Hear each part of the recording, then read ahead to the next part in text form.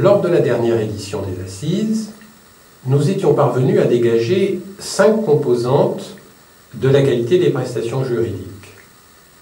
Qualité juridique intrinsèque, qualité des procédures internes, valeur apportée, satisfaction du client et enfin éthique professionnelle. Cette année, nous allons poursuivre notre réflexion, mais nous allons aussi l'élargir. Nous aborderons le thème de la qualité de la justice avec pour objectif de proposer une définition et des instruments de mesure de cette qualité.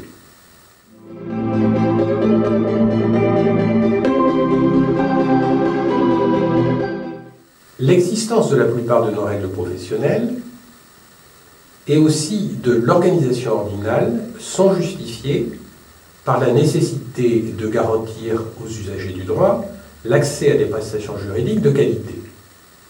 Et pourtant, nous ne disposions même pas d'une définition de la qualité adaptée à notre activité. Du coup, nous avons beaucoup de mal à répondre à la Commission européenne qui, de son côté, multiplie les études pour essayer de démontrer qu'il n'y a pas de lien entre la réglementation professionnelle et la qualité. Il faut donc mettre fin à cette situation de vulnérabilité pour notre profession. L'objectif, c'est de mettre au point des outils de mesure de la qualité et de démontrer aussi que les ordres jouent un rôle absolument irremplaçable pour assurer la qualité effective des prestations juridiques des avocats. D'un autre côté, nous devons aussi prendre part au débat sur la qualité de la justice. C'est un débat qui est absolument essentiel pour nos concitoyens, mais aussi pour beaucoup de nos confrères.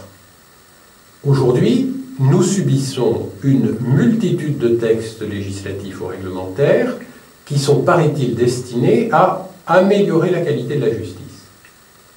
Et en réalité, nous nous apercevons qu'ils rendent notre exercice plus complexe et qu'ils ont restreint l'accès à la justice. Nous, les avocats, nous sommes, mais aussi nos clients bien sûr, les mieux placés pour mesurer la qualité de la justice, pour identifier les besoins et aussi mettre en évidence les causes d'insatisfaction. Nous avons donc un rôle essentiel à jouer pour que le justiciable soit davantage respecté et pris en compte par le système judiciaire. Et finalement, c'est probablement une manière très pertinente de renforcer la confiance du public dans l'institution judiciaire.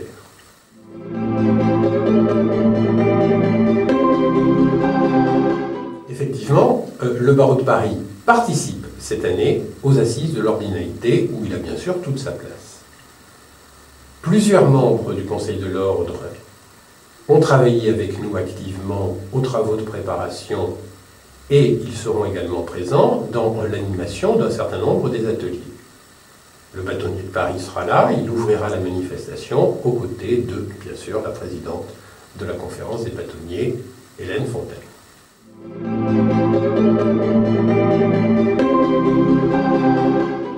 Alors, dès le début du mois de septembre, nous allons diffuser, pour nourrir la réflexion des conférences régionales, 2 rapports consacrés l'un à la qualité des prestations juridiques et l'autre à la qualité de la justice. Nous allons également leur soumettre plusieurs questionnaires. Un questionnaire d'auto-évaluation déontologique, c'est une grande première, mais nous avons également travaillé sur 2 questionnaires de satisfaction, l'un qui est à destination des justiciables et l'autre qui est à destination des avocats. Tous ces éléments seront ensuite discutés pendant les ateliers eux-mêmes.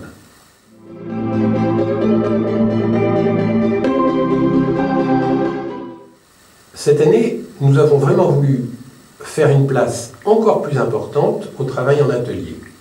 Chaque participant pourra participer dans la journée à un atelier consacré à la qualité des prestations et un autre à la qualité de la justice.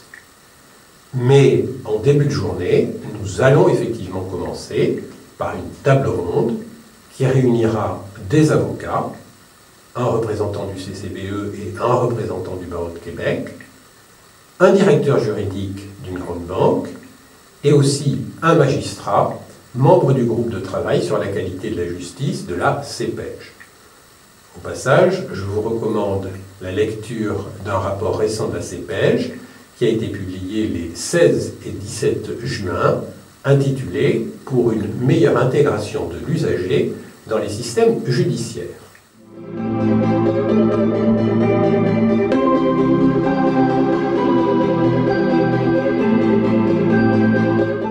Oui, très volontiers, bien sûr. Le Conseil des barreaux européens, le CCBE, représente l'ensemble des avocats européens et il est l'interlocuteur pour la profession des autorités communautaires. Il est à l'origine notamment de la réflexion en cours au sein du Conseil de l'Europe sur l'adoption d'une convention internationale sur la profession d'avocat. Le CCBE sera représenté aux assises lors de notre table ronde introductive par Aldo Burgarelli, qui est un ancien président du CCBE et qui pilote aujourd'hui les travaux consacrés précisément à la qualité. Le président du Conseil national des barreaux, la présidente de la conférence des bâtonniers et le bâtonnier de Paris ont accepté de soutenir ma candidature à la 3e vice-présidence du CCBE. C'est une élection qui aura lieu à la fin de l'année à Berlin. Et si je suis élu, au bout de 3 ans, et après avoir occupé également les fonctions de 2e puis de 1er vice-président, j'aurai l'honneur d'assurer la présidence du CCBE en 2025.